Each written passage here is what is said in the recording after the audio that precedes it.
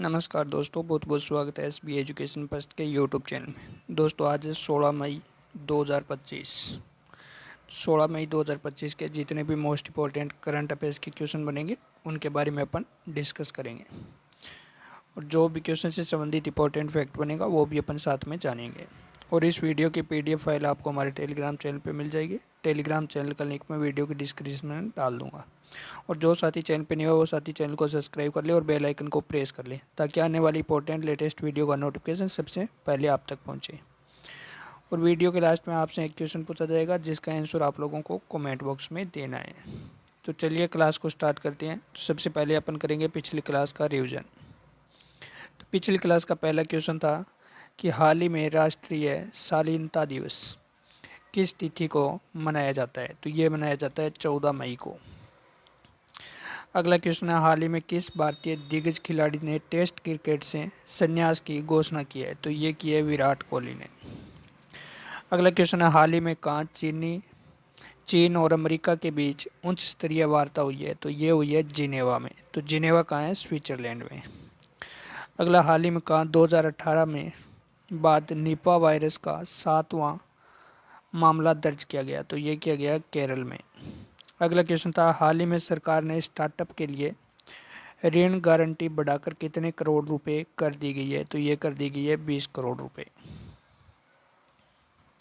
अगला क्वेश्चन, हाल ही में यूएसए और ईरान के बीच परमाणु वार्ता का नया दौर कहाँ आयोजित होगा। तो ये होगा ओमान में। हाल ही में गौतम बुद्ध के जन्म संबोधित परिनिर्वाण की याद में कहाँ वैशाख पोया मनाया गया। तो ये मनाया गया श्रीलंका में। अगला, हाल ही में तीरंदाजी विश्व कप स्टेज 2 में भारत ने कुल कितने पदक जीते। तो भारत ने कुल 7 पदक जीते हैं। अगला, हाल ही में नई दिल्ली में स्थित इंडियन हैबिटेट सेंटर यानी IHC में भारत बौद्ध केंद्र का उद्घाटन किसने किया। तो ये किया मनोहर लाल खट्टर ने। चलिए आज की क्लास का पहला क्वेश्चन है, हाल ही में अंतर्राष्ट्रीय परिवारवाद दिवस किस तिथि को मनाया जाता है। तो ये मनाया जाता है 15 मई को। किस तिथि को मनाया जाता है अंतर्राष्ट्रीय परिवारवाद दिवस। तो ये मनाया जाता है 15 मई को। तो सही आंसर क्या हो जाएगा? ऑप्शन नंबर सी, यानी 15 मई। डिटेल में समझते हैं इसको। अंतर्राष्ट्रीय परिवारवाद दिवस हर साल 15 मई को मनाया जाता है और एक विशेष अवसर जिसे दुनिया भर के परिवारों की समाज में केंद्रित भूमिका को सम्मान देने के लिए मनाया जाता है। यह दिन संयुक्त राष्ट्र के द्वारा 1994 में स्थापित किया गया था और इसका उद्देश्य है एक वैश्विक मंच प्रदान करना, जहां आज की तेजी में बदलती दुनिया के परिवार को दरपेश विभिन्न चुनौतियों के प्रति जागरूकता फैलाई जा सके। साथ ही ऐसे प्रयासों को बढ़ावा दिया जा सके जो कि पारिवारिक संबंधों को मजबूत करे और उनका कल्याण विकास को समर्थन दे। अगले क्वेश्चन की तरफ बढ़ते हैं। अगले क्वेश्चन से पहले अपन जान लेते हैं मई माह में अब तक मनाए गए मोस्ट इम्पोर्टेंट डे। तो सबसे पहले बात करें 1 मई को। तो 1 मई को कौन सा दिवस मनाया गया? अंतर्राष्ट्रीय श्रम दिवस मनाया गया। बात करें 2 मई को, 2 मई को विश्व टूना दिवस मनाया गया। 3 मई को विश्व प्रेस स्वतंत्रता दिवस मनाया गया। वहीं बात करें 4 मई को तो अंतर्राष्ट्रीय अग्निशमन दिवस और विश्व हास्य दिवस मनाया गया। 5 मई को तो विश्व पुर्तगाली भाषा दिवस मनाया गया। 7 मई को विश्व एथलेटिक्स दिवस मनाया गया। बात करें 8 मई को तो विश्व रेड क्रॉस दिवस मनाया गया। 9 मई को महाराणा प्रताप जयंती दिवस मनाया गया। वहीं बात करें 11 मई को तो राष्ट्रीय प्रौद्योगिकी दिवस मनाया गया। 12 मई को तो अंतर्राष्ट्रीय नर्स दिवस मनाया गया, मोस्ट इम्पोर्टेंट है ये। 13 मई को अंतर्राष्ट्रीय हमस दिवस मनाया गया और 14 मई को अंतर्राष्ट्रीय शालीनता दिवस मनाया गया। यानी अब तक मई माह में इतने मोस्ट इम्पोर्टेंट डे बनाए गए जो कि एग्ज़ाम की दृष्टि से मोस्ट इम्पोर्टेंट है, क्योंकि हर एग्ज़ाम में 1 या 2 क्वेश्चन दिवस से संबंधित पूछा जाता है, इसलिए यह टॉपिक मोस्ट इम्पोर्टेंट हो जाता है। अगले क्वेश्चन की तरफ बढ़ते हैं। क्वेश्चन नंबर 2 है कि हाल ही में भारत और यूरोपीय संघ के बीच FTA वार्ता कहाँ शुरू हुई। तो कहाँ शुरू हुई है? तो ये शुरू हुई है ब्रुसेल में। कहाँ? ब्रुसेल्स में। तो सही आंसर क्या हो जाएगा? ऑप्शन नंबर ए, ब्रुसेल्स में शुरू हुई है भारत और यूरोपीय संघ के बीच में कौन सी वार्ता? एफटी वार्ता। ठीक है, डिटेल में समझते हैं इसको। यानी हाल ही में भारत और यूरोपीय संघ के बीच में एफटीए वार्ता का 11वां दौर 11 मई 2025 को ब्रुसेल्स में शुरू हुआ। यह दौर समझौते के अंतरिम चरण की आगे बढ़ाने की कोशिश को महत्वपूर्ण माना जा रहा है, जो कि 2 चरण समझौता ढांचे का हिस्सा है और वर्ष के अंत तक यह समझौते को अंतिम रूप देने का लक्ष्य रखा गया है। यह भारत की व्यापारिक कूटनीति हालिया प्रगति के बारे में, जिसमें यूनाइटेड किंगडम के साथ एफटीए लगभग अंतिम चरण में पहुंच गया है। अगला क्वेश्चन नंबर 3 है, हाल ही में राष्ट्रीय विधिक सेवा प्राधिकरण यानी NALSA का कार्यकारी अध्यक्ष किसे नियुक्त किया गया है? किसे नियुक्त किया गया है? तो ये नियुक्त किया गया है न्यायमूर्ति सूर्यकांत को। किसे नियुक्त किया गया है? तो न्यायमूर्ति सूर्यकांत को नियुक्त किया गया है विधि सेवा प्राधिकरण का। तो सही आंसर क्या हो जाएगा? Option number B. और ये फोटो में देख सकते हो, ये है न्यायमूर्ति सूर्यकांत, जिनको क्या है विधि सेवा प्राधिकरण का क्या नियुक्त किया गया है? कार्यकारी अध्यक्ष नियुक्त किया गया है। डिटेल में समझते हैं इसको। हाल ही में राष्ट्रपति द्रौपदी मुर्मू ने सुप्रीम कोर्ट के न्यायाधीश सूर्यकांत को राष्ट्रीय विधि सेवा प्राधिकरण का क्या कार्यकारी अध्यक्ष नियुक्त किया गया है। चलिए जानते हैं राष्ट्रीय विधि सेवा प्राधिकरण के बारे में। तो राष्ट्रीय विधि प्राधिकरण भारत का न्याय तक समान और सुलभ पहुंच सुनिश्चित करने वाला क्या एक वैधानिक निकाय है, जिसकी स्थापना कब हुई थी? तो 5 दिसंबर 1995 को स्थापना हुई थी। उद्देश्य क्या है? तो उद्देश्य निःशुल्क कानूनी सहायता उपलब्ध करवाना और उन लोगों को जो आर्थिक रूप से सामाजिक रूप से पिछड़े हुए हैं, उन लोगों को क्या करना? निःशुल्क कानूनी सहायता प्रदान करना। अगला क्वेश्चन नंबर 4 है, हाल ही में किस राज्य से संबंधित सांगरी को हाल ही में जीआई टैग प्रदान किया गया है? तो ये प्रदान किया गया है राजस्थान को। तो सही आंसर क्या हो जाएगा? ऑप्शन नंबर ए, यानी राजस्थान की जो सांगरी है उसको क्या प्रदान किया गया है? जीआई टैग प्रदान किया गया है।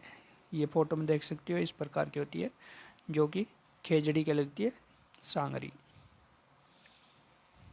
डिटेल में समझते हैं। हाल ही में राजस्थान की पारंपरिक और स्वादिष्ट फली सांगरी को हाल ही में भौगोलिक संकेत जीआई टैग प्राप्त हुआ है, जिससे इसे वैश्विक स्तर पर एक विशिष्ट क्या मिली है? पहचान मिली है। और यह राजस्थान का 17वां उत्पाद है जिसे जीआई टैग प्रदान किया गया है। बात करें सांगरी खेजड़ी के पेड़ की फली होती है, जो कि राजस्थान के बीकानेर, बाड़मेर, जैसलमेर, चूरू, झुंझुनू, सीकर, जोधपुर और फलोदी जिलों में बड़े पैमाने पर पाई जाती है। यह केवल राजस्थानी व्यंजन जैसे पंचकूटा हो गया, केर सांगरी की मुख्य सामग्री हो गई, बल्कि सूखे क्षेत्र में पोषण का एक महत्वपूर्ण स्रोत भी है। खेजड़ी को राजस्थान का राज्य वृक्ष भी माना जाता है और इसका पर्यावरणीय और सांस्कृतिक महत्व अत्यधिक है।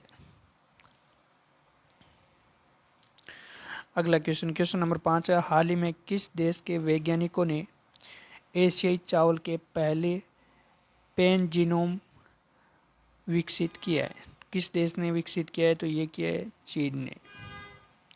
तो सही आंसर क्या हो जाएगा? ऑप्शन नंबर सी, यानी चीन ने एशियाई चावल के लिए पहला पैन जीनोम विकसित किया है।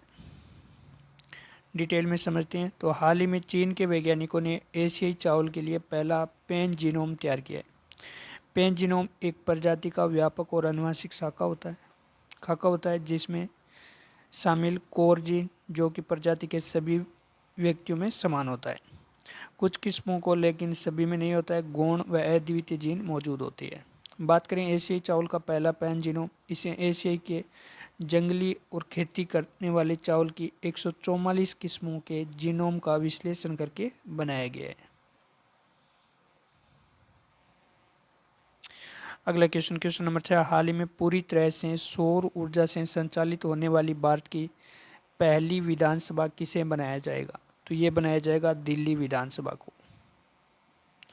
तो सही आंसर क्या हो जाएगा? ऑप्शन नंबर सी, यानी दिल्ली विधानसभा को पहली सौर ऊर्जा संचालित विधानसभा बनाया जाएगा। ठीक है। अगला क्वेश्चन नंबर 7 है, हाल ही में किस देश ने शतरंज खेल पर रोक लगा दी है? तो किस देश ने लगाई है? तो ये लगाई है अफगानिस्तान ने। तो सही आंसर क्या हो जाएगा? ऑप्शन नंबर ए, अफगानिस्तान देश ने शतरंज खेल पर क्या लगा दिया है? प्रतिबंध यानी रोक लगा दी है। अगला क्वेश्चन है, हाल ही में किस राज्य ने रक्षा कर्मियों की संपत्ति कर से छूट प्रदान की है? तो किस राज्य ने प्रदान की है? तो ये प्रदान की है आंध्र प्रदेश ने। तो सही आंसर क्या हो जाएगा? ऑप्शन नंबर सी यानी आंध्र प्रदेश।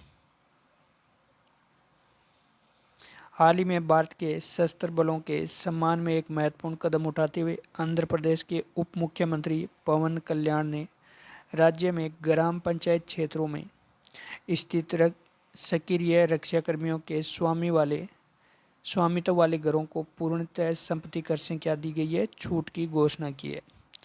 यह कदम केवल सेवानिवृत्त सैनिकों या सीमावर्ती क्षेत्र में तैनात लोगों तक सीमित पहल के लाभ का विस्तार है और अब यह सभी सक्रिय कर्मियों पर लागू होगा, चाहे उनकी वर्तमान पोस्टिंग कहीं पर भी हो। अगला क्वेश्चन नंबर 9 है, हाल ही में भारत और किस देश ने व्यापक आर्थिक साझेदारी समझौते के लिए मंच तैयार किया है? तो किस देश के साथ किया है? तो ये किया है चिली के साथ। तो सही आंसर क्या हो जाएगा? Option number A, Chile. हाल ही में भारत और चिली ने व्यापक आर्थिक भागीदारी समझौते पर वार्ता शुरू करने के लिए संदर्भ शर्तों पर हस्ताक्षर किए, जिसका उद्देश्य विभिन्न क्षेत्र में द्विपक्षीय आर्थिक समझौते को गहराई देना और यह समझौता दोनों देशों में मौजूद वरीयता प्राप्त व्यापार समझौते आधारित है और व्यापक व्यापार सहयोग की दिशा में एक बड़ा कदम भी है। अगला क्वेश्चन नंबर 10 है, हाल ही में सुजेन ले किस देश की पहली महिला विपक्ष नेता बनी है? किस देश की बनी है? तो ये बनी है ऑस्ट्रेलिया की। तो सही आंसर क्या हो जाएगा? ऑप्शन नंबर ए यानी सुजेना ले ऑस्ट्रेलिया की पहली विपक्ष नेता बनी है। फोटो में देख सकते हो, ये है सुजेन ले, जो कि ऑस्ट्रेलिया की पहली महिला विपक्ष नेता बनी है। अच्छा, आपसे लास्ट वीडियो में क्वेश्चन पूछा गया था कि हाल ही में हैदराबाद के बेतुए मिस फेस्टिवल प्रतिष्ठित मानवतावादी पुरस्कार से सम्मानित किया जाएगा। तो किसे सम्मानित किया जाएगा? तो ये सम्मानित किया जाएगा सोनू सूद को। तो सही आंसर क्या हो जाएगा? ऑप्शन नंबर ए। अच्छा, आज का क्वेश्चन है, हाल ही में दीपिका कुमारी ने तीरंदाजी वर्ल्ड कप 2025 में कौन सा पदक जीता है? 4 ऑप्शन दिए हुए हैं, सही ऑप्शन चुनकर आंसर आप लोगों को कमेंट बॉक्स में देना है। दोस्तों, आज के लिए इतना ही। अगर वीडियो अच्छा लगे तो वीडियो को लाइक करना, शेयर करना और यूट्यूब चैनल को सब्सक्राइब करना। मिलते हैं नेक्स्ट वीडियो में। जय हिंद, जय भारत।